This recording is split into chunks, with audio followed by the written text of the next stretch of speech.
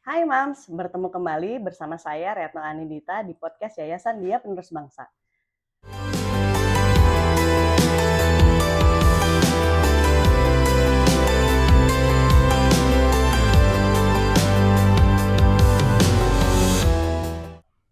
Ngomong-ngomong tentang anak, yang kita jaga seringkali itu hanya nilainya, kegiatannya, jadwalnya, tapi ada satu hal yang kadang kita luput, yaitu rasa amannya. Beberapa waktu yang lalu, kami sudah berbincang tentang child grooming. Isunya itu ternyata sangat besar responnya. Jujur saja banyak membuat saya terdiam sampai mungkin saya jadi kayak lupa bernafas gitu ya. Karena seperti relate gitu di dunia nyata bahwa ternyata parenting itu tidak bisa sesuai dengan buku gitu ternyata. Nah, kegelisahan ini nggak cuman dirasakan oleh para orang tua, tapi juga ternyata di sekolah pun kita bisa merasakan itu. Hari ini saya ingin mengajak kita untuk melihat isu ini dari sudut pandang sekolah. Bukan untuk mencari siapa yang salah, tapi untuk mencari agar rumah dan sekolah bisa kolaborasi. Kali ini saya bersama Ibu Indira Sunito, Prinsipal Eksekutif Sekolah Pembangunan Jaya, yang akan berbagi bagaimana sekolah memandang isu child grooming ini. Selamat siang Ibu. Selamat siang. Boleh Selamat sedikit. siang, Mam. Hai, Mam. Selamat siang, Mbak. Iya, selamat siang Kita Ibu. ngobrol-ngobrol apa nih?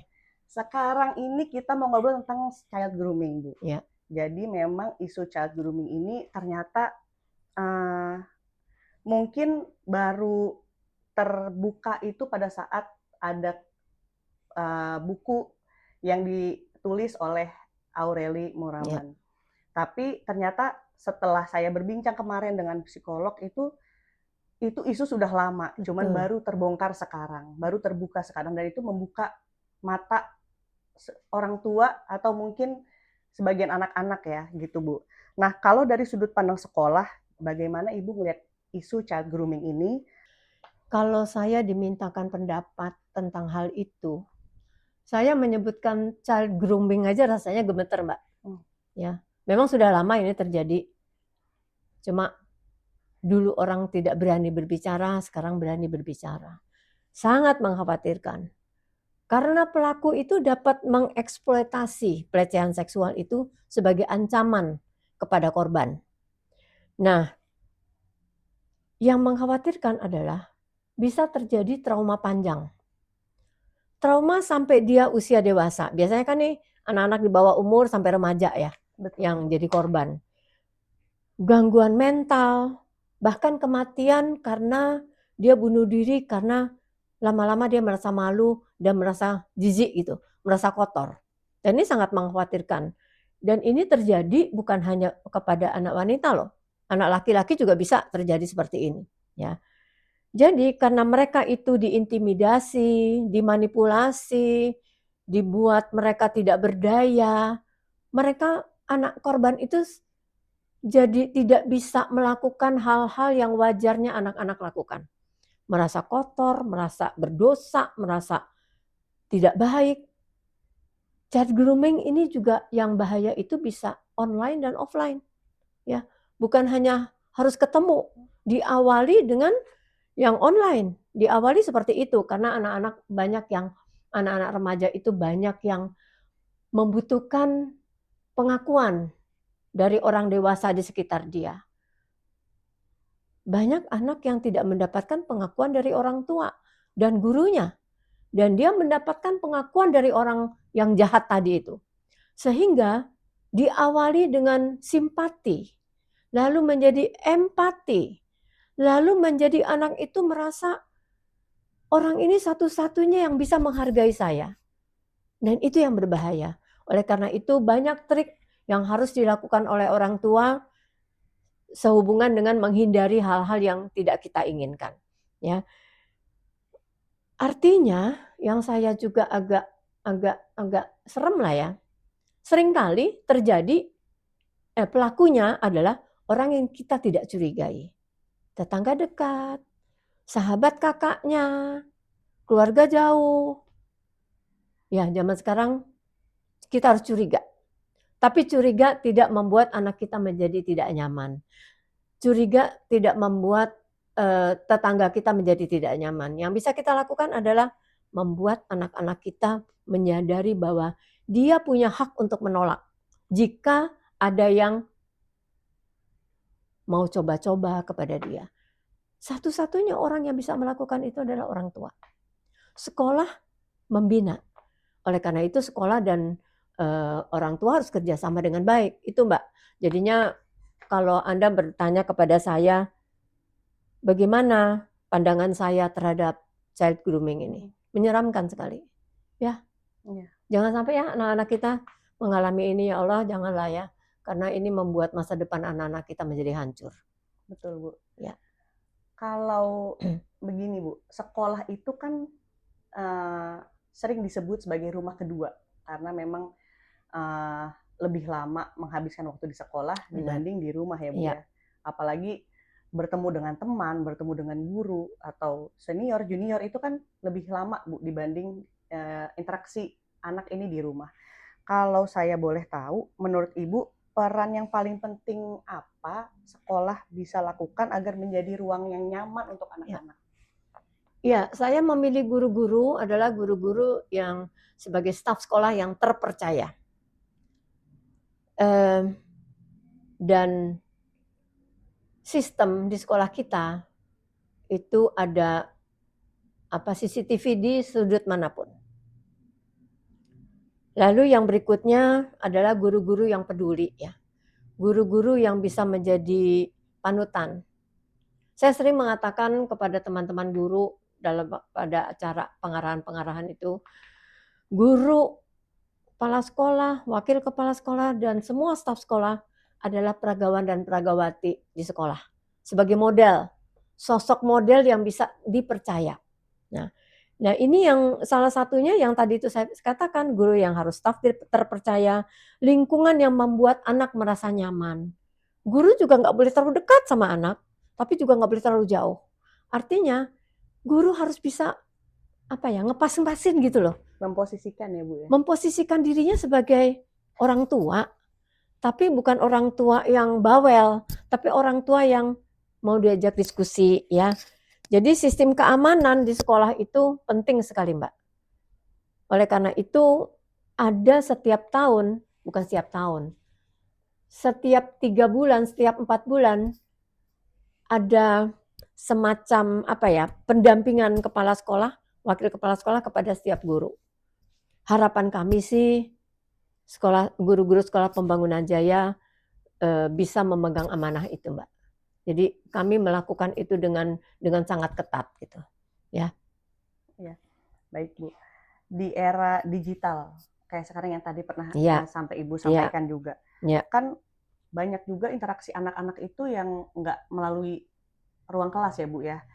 Terus jadi tantangan terbesar yang sekolah hadapi itu untuk menjaga anak di tengah kondisi yang serba digital ini apa, Bu? Nah, itulah ya. Kan kalau soal digital itu sekolah hanya bisa, kan mereka bawa gadget ya ke sekolah, mereka menggunakan wifi dari sekolah gitu pada waktu jam sekolah. Kita mencegah konten-konten yang berbahaya yang dapat diakses dengan mudah. Itu menjadi kekhawatiran kami. Kami cut ya. Kami punya kabak IT yang kompeten ya untuk menyelenggarakan program-program itu. Yang bisa kami lakukan di sekolah seperti itu. Kita cut semuanya, kita tutup pintu-pintu selama dia ada di sekolah. Tapi masalahnya kan di luar. Di luar sekolah, kami tidak bisa kontrol. Disitulah waktunya orang tua kontrol. Tapi saya mau pesan nih kepada orang tua. Kalau kontrol anak, jangan membuat anak itu menjadi terdakwa. Salah satu cara adalah menjalin komunikasi terus-menerus sampai anak itu terbuka. Pada waktu anak itu terbuka, mengatakan sesuatu yang tidak baik, orang tua jangan marah.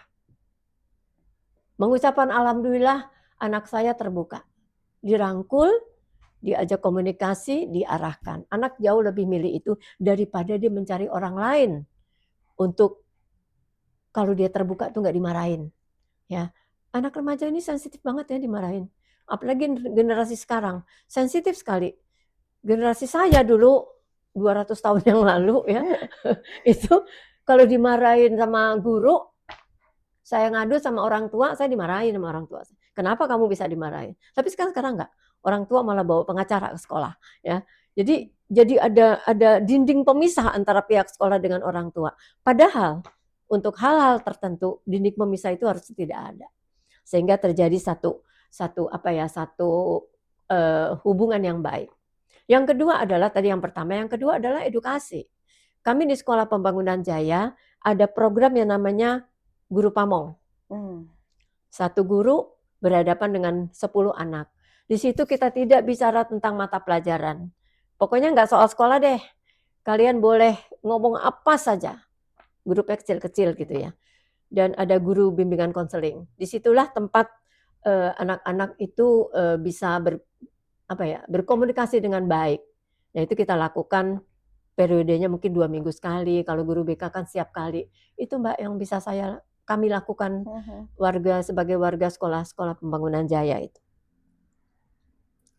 Kalau begini Bu, sampai mana batas peran orang tua dan sekolah itu Bu dalam menghadapi isu yang semakin luas ya gitu, karena ternyata child grooming itu bukan hanya mengarah ke seksualitas, tapi mungkin dari sisi yang lain, dari cara metode pola asuhnya itu kan ternyata termasuk dalam si child grooming ini ya Bu ya. Nah, di mana Bu batas peran orang tua dan sekolah? Ya. Masing-masing punya peranan yang berbeda dengan satu tujuan yang sama. Ya, kalau untuk sekolah, edukasi dan keamanan anak-anak, apa yang harus kami lakukan untuk anak dan orang tua merasa aman, ya, supaya tidak terjadi child grooming. Untuk orang tua sama juga seperti itu. Namun orang tua harus melanjutkan komunikasi yang baik. Kalau kami di sekolah ada unsur pendidikannya, kadang-kadang kencang juga. Tapi kalau orang tua ya mungkin ada gitunya tapi lebih soft lah ya. Yang masalah adalah anak-anak lebih lama di sekolah daripada di rumah. Betul. Udah gitu di rumah mama papanya udah capek. Makan udah nggak bareng, tidur. Besok pagi begitu lagi. Sementara di sekolah itu bisa sampai 10 jam ya ada di sekolah. Nah, yang harus kita lakukan adalah mari kita berkomunikasi dengan baik. Kalau ada anak orang tua yang dipanggil ke sekolah, tolong di kepala orang tua dan pihak kami adalah kita sedang mencari solusi. Kita sedang mencari solusi yang terbaik agar anak-anak kita betul-betul bisa belajar bukan hanya akademik, tapi non-akademiknya juga bagus. Karakternya. Tapi kalau orang tuanya datang marah-marah, tidak terima anaknya dikasih punishment gitu ya. Kita juga bingung, Mbak. Kalau saya sih menganjurkannya, yuk kita komunikasi, cari solusi, sehingga kita mendapatkan satu, anak juga enak antara orang tua dan sekolah itu ngomongnya sama gitu loh. Tentang keamanan, tentang kenyamanan, tentang apa aja yang ada di sekolah. Apa yang kami tidak lakukan untuk sekolah? Podcast ada, ruang musik ada, ruang animasi ada, ruang robotik ada, untuk belajar sains ada, tari-tarian semuanya ada. Jadi mari kita kondisikan dengan baik. Anak juga bosan ya kalau ngomongin tentang belajar terus. Kami menyiasatinya bagaimana cara guru mengajar itu yang menyenangkan. Kita punya cara yang namanya smart curriculum. Sehingga anak tuh sama sekali kadang-kadang nggak ngerasa belajar, bila dia belajar. Nah, maksud saya adalah kami sudah mengkondisikan secara psikologis anak-anak itu, mari kita bekerja sama dengan orang tua. Oh, anak-anak kita akan dahsyat banget kalau hubungan antar pihak sekolah dengan orang tua itu menjadi baik sekali. Tumbuh terus semuanya sehingga apa yang diharapkan orang tua dan diharapkan oleh pihak sekolah itu akan terjadi. Jadi itu sih Mbak komunikasi yang terbaik dari orang tua kepada anak. Jadi memang harus ada dua arah ya Bu ya? Iya. mau Iya. gimana pun juga tidak bisa orang tua melepas begitu Betul. saja ke pihak sekolah untuk pendidikan anaknya. Ternyata pendidikan di rumah juga sangat tidak penting, kalah sangat penting, gitu. Karena Iya. memang ya itu anak sekolah itu lebih lama di sekolah. Mungkin beberapa ada yang berpikir saya sudah memilih sekolah itu biar sekolah itu yang mendidik. Mungkin banyak yang itu, tapi lagi-lagi kita buka pikirannya sebagai orang tua untuk saling kolaborasi gitu ya Bu ya. Iya, karena pola asuh itu sangat menentukan jalan hidupnya anak ke depan. Kan bagaimana orang tuanya. Guru iya, tapi guru kan tidak menjadi bagian pola asuh yang penting karena orang tua sama guru kan beda. Artinya kami mempunyai peran yang berbeda lah, tapi dengan tujuan yang sama. Itu aja sih. Iya, Bu.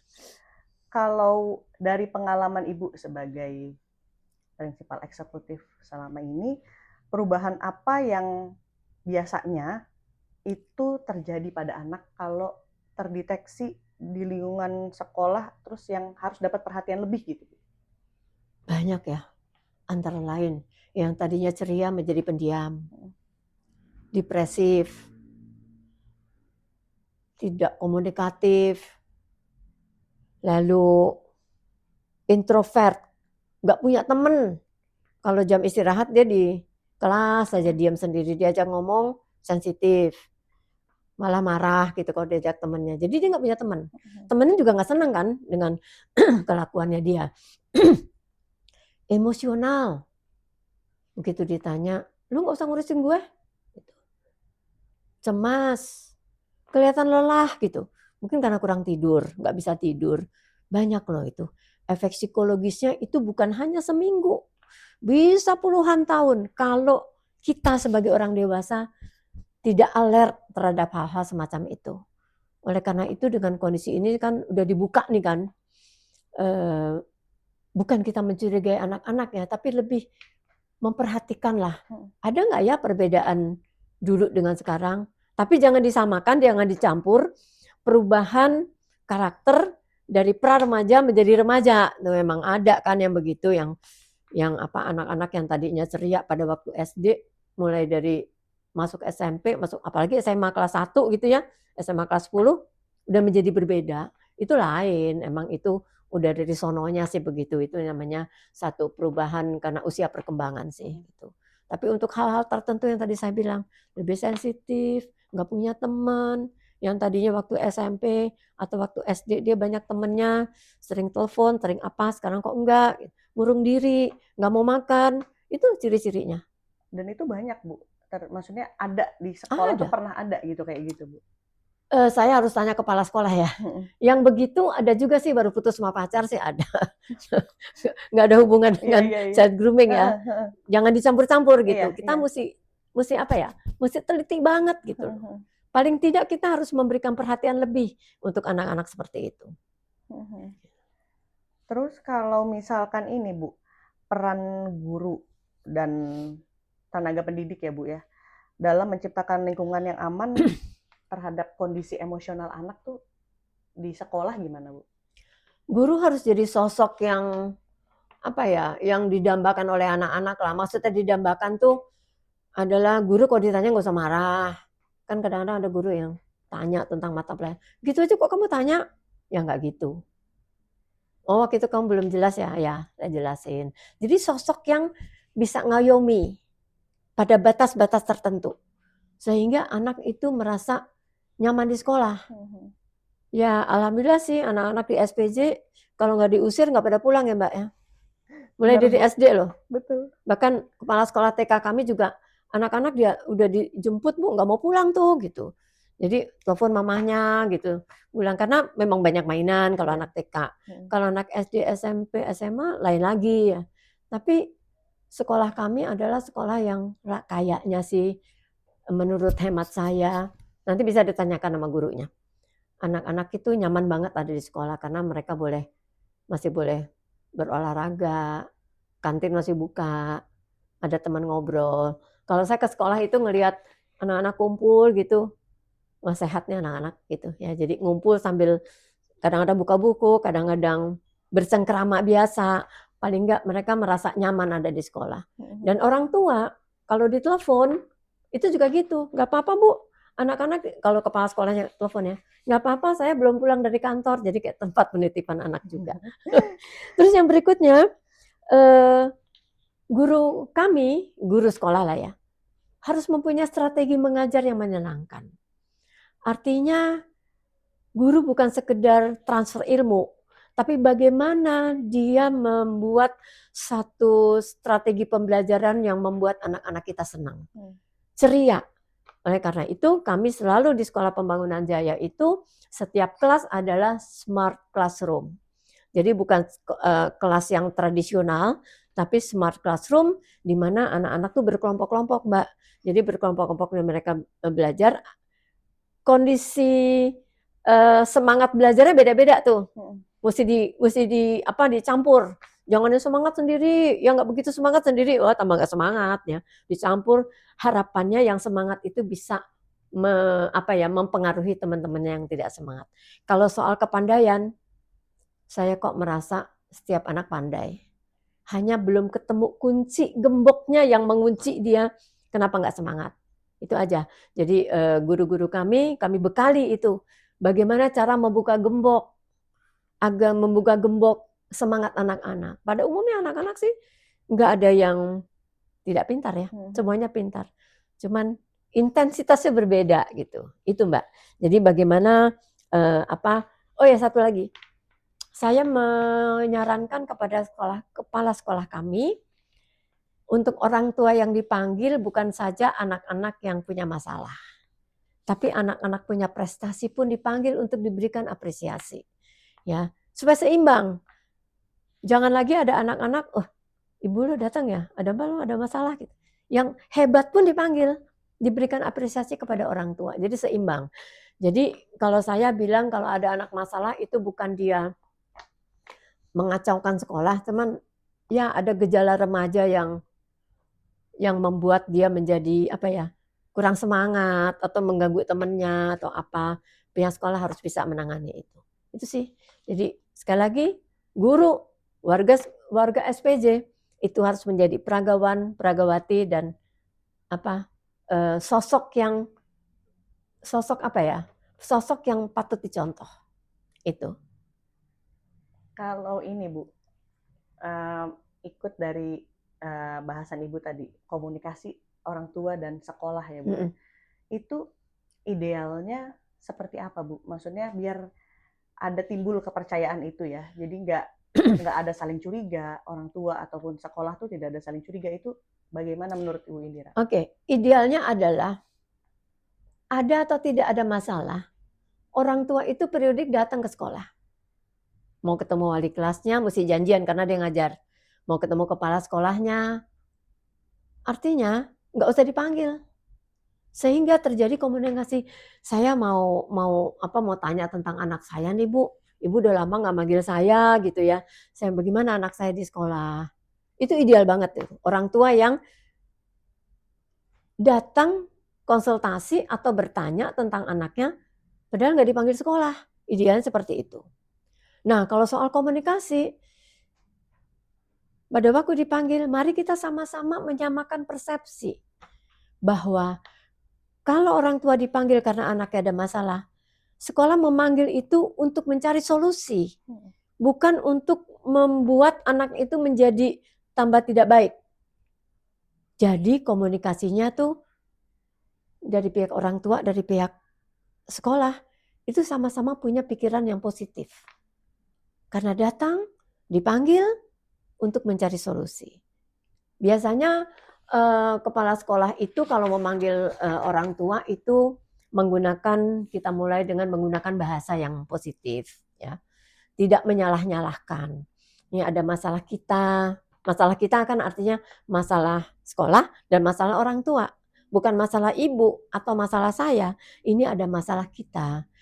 Ibu udah tahu belum tentang ini. Kita cari solusi sama-sama ya Bu.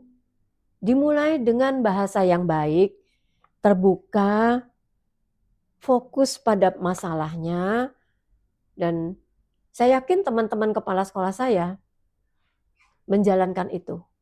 Kadang-kadang yang repot itu dari pihak orang tua yang tidak bisa nerima. Anak saya di rumah nggak masalah tuh, kenapa di sekolah masalah? Kan beda ya.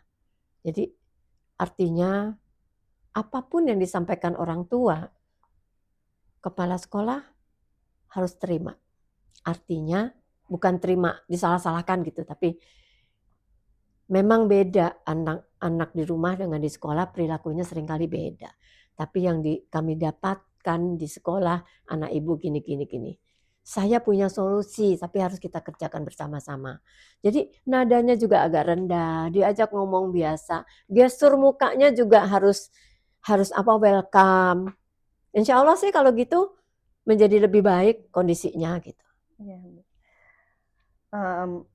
Emang harus balik lagi ya Bu, dua arah itu, Ya, komunikasi dua arah itu ya, penting ya ya, ternyata ya. ya. Maksudnya bukan hanya menunggu dipanggil, tapi juga orang tua ikut berperan aktif gitu ya Bu, Iya, untuk iya, datang ke sekolah, bertanya iya, tentang iya, anak-anaknya gitu ya Bu. iya. Artinya gini Mbak, karena nggak bisa satu pihak saja, pihak sekolah yang menyelesaikan. Atau pihak orang tua saja yang menyelesaikan, nggak bisa. Kita harus kerjasama dengan baik. Sehingga kita mendapatkan satu solusi yang terbaik untuk anak. Karena kan anak dititipkan di sekolah untuk menjadi pinter ya, menjadi pinter bukan hanya akademik tapi dalam karakter gitu. Itu. Ini Bu, kalau saya mau tanya tentang seberapa penting membangun sistem dan budaya di sekolah agar semua pihak merasa aman untuk berbicara jika ada yang mengkhawatirkan tentang anak mereka gitu Bu. Oke. Untuk mencegah terjadinya kasus ya. Yang pertama adalah meningkatkan kepercayaan masyarakat kepada sekolah. Dengan cara yang tadi kita sampaikan, yang kita diskusikan tadi. Yang kedua adalah meningkatkan keamanan. Keamanan artinya kita punya sistem. Ya, yang ketiga adalah meningkatkan komunikasi yang baik menjadi lebih baik lagi. Budaya terbuka dan komunikatif itu sangat dibutuhkan oleh orang tua atau masyarakat dan pihak sekolah. Artinya semua itu kalau kita bisa jalankan bersama, kita akan meminimalisir masalah di sekolah. Saya nggak mungkin deh mengatakan di sekolah nggak ada masalah. Ada. Di sekolah ada bullying nggak? Ya sejauh mana? Bullying kan bisa verbal, ya bisa non verbal. Nggak ada sekolah yang tidak ada bullying, apalagi verbal. Tergantung nih. Nah, si anak ngelanggepinnya gimana? Setiap orang pasti pernah mengalami itu. Dipanggil nama orang tua kita, diteriak-teriakin. Sejauh anak itu tidak masalah, itu bukan bullying. Kalau anak itu sampai menjadi masalah, itu namanya bullying. Artinya itu kita cegah, Mbak. Mulai dari jangan pikir hanya SMA atau SMP ya. Dari TK itu kita cegah. Bagaimana berteman, bagaimana. Makanya saya kalau ada sekolah-sekolah teman-teman bikin satu seminar tentang bullying, saya nggak mau ada judul bagaimana mencegah bullying di sekolah. Jangan. Karena judul itu atau tema itu mempengaruhi otak. Ya. Jadi apa Bu temanya? Bagaimana memperbanyak sahabat di sekolah. Kan opposite kan, ya. Tapi ngomongnya ke sana nanti. Jadi kalau pertemanannya baik kan artinya bullying juga jadi minimal. Tapi kalau kita umbar tema menjadi menghindari bullying, di kepala tuh udah ada bullying gitu. Jadi tema atau judul dari satu kegiatan itu sangat mempengaruhi orang yang hadir. Oleh karena itu, semua kita ramu dengan hal-hal yang positif, mengajarkan anak-anak untuk membina menjadi anak yang punya pribadi atau karakter yang positif, itu harus dijejali, dibiasakan menyampaikan dengan bahasa yang positif. Seperti itu. Artinya membangun kepercayaan, keamanan, dan komunikasi itu menjadi sangat penting. Penting sekali. Supaya meminimalisir keadaan-keadaan atau kejadian yang kita tidak inginkan. Itu Mbak. Tadi menanyakan tentang membangun budaya sekolah ya. Ya, membangun budaya sekolah dan membangun sistem dan budaya sekolah itu penting banget. Karena itu potret dari setiap sekolah. Sistemnya seperti apa, apakah setiap anak yang masuk dan tidak masuk, pihak sekolah tahu. Kalau sudah tahu ada yang nggak masuk, hubungi orang tua, nggak didiemin. Ya, artinya ada komunikasi di sekolah. Guru kelas atau wali kelas menyampaikan kepada wakil kepala sekolah atau kepala sekolah lalu ditelepon. Anak ibu hari ini tidak masuk. Kadang-kadang tadi berangkat kok. Nah kan ketahuan kemana. Artinya bukan kita memata-matai ya, tapi namanya anak muda itu memang perlu diberikan satu pengalaman oleh orang tua dan pihak sekolah dengan cara yang baik. Begitu ya Bu ya. Memang anak-anak ini membimbing anak-anak ini tricky banget ya Bu ya, berarti. Dan ya, lama kan? Iya. Lama sekali puluhan tahun ya. Jadi bukan selesai SMA tuh ya udah selesai, masih panjang tua, itu. masih panjang ya Bu ya. Iya. Nah, kalau sekarang Bu, apa pesan Ibu kepada para orang tua biar di sekolah itu biar dengan pihak sekolah itu timbul percaya dan di rumah itu bisa berjalan dengan searah Bu? Ya. Kalau gitu kami itu maksudnya pihak sekolah dan orang tua pasti mempunyai tujuan yang sama dalam menjaga anak supaya aman ya. Samalah. Yang pertama kami mengajak orang tua untuk bekerja sama ya, dalam segala hal. Mulai dia mendaftar sampai dia wisuda. Sampai dia masuk PTN insya Allah ya. Kami hantarkan sampai ke situ. Lalu berbicara dari hati ke hati. Karena anak-anak orang tua itu, anak-anak yang dititipkan kepada kami, betul-betul kami menganggap mereka anak kami. Jadi bagaimana kami menyayangi anak kami di rumah dengan kami menyayangi anak-anak di sekolah, itu kira-kira sama lah. Ya. Lalu kita masing-masing mempunyai peran yang sama, tapi ada juga yang berbeda yang tadi saya sampaikan. Di sekolah kita menjadi peran pendidik, tapi juga orang tua. Di rumah menjadi orang tua, tapi juga pendidik. Artinya kita orang tua tuh harus tahu apa yang sekolah berikan di sekolah. Apa yang sekolah latihkan di sekolah. Jadi kita bisa saling mengontrol. Kan ada istilah, guru itu adalah orang tua di sekolah. Ya kan? Betul. Orang tua adalah guru di rumah. Jadi kita punya peran yang berbeda. Artinya berbeda, dominannya di mana? Tapi mempunyai cara yang masing-masing dan tanggung jawabnya sama gitu. Masalahnya adalah intensitas pertemuan antara anak dan orang tua, anak dan guru jauh lebih banyak di sekolah.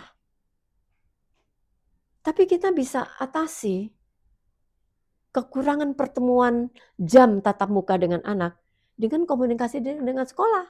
Makanya saya bilang, jangan ke sekolah jika cuma ambil raport. Jangan ke sekolah hanya dipanggil sama orang dari pihak sekolah. Datanglah secara periodik 2 bulan sekali, 3 bulan sekali untuk jangka waktu 15-20 menit. Bertemu dengan wali kelas atau kepala sekolah. Membicarakan anak itu jauh lebih efektif. Kadang-kadang yang saya suka sedih, anak-anak pas ambil raport yang datang supirnya. Dan kami tidak berikan. Kami tidak berikan raport itu kepada supir atau pengawal orang tuanya atau apa. Enggak, saya mau bertemu dengan orang tua. Itu udah pakem kami di Sekolah Pembangunan Jaya ya. Jadi artinya pada waktu berbicara dengan orang tua itu kita tidak saling menyalahkan. Konsep kita adalah mencari solusi kalau ada sesuatu yang perlu kita selesaikan. Itu sih supaya orang tua juga percaya kepada kami juga